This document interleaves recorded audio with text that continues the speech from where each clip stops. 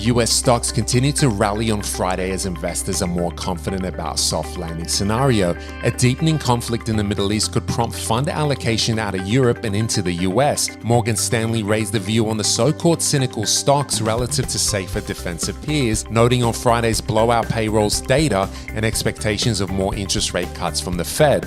Goldman Sachs boosted expectations for the S&P 500 earnings growth for the next year as solid macro outlook drives margins. The bank strategists upgraded their 12-month target for the benchmark to 63,000 points from 6,000. Companies in the S&P 500 are expected to report a 4.7% increase in Q3 from a year ago, according to data compiled by Bloomberg Intelligence.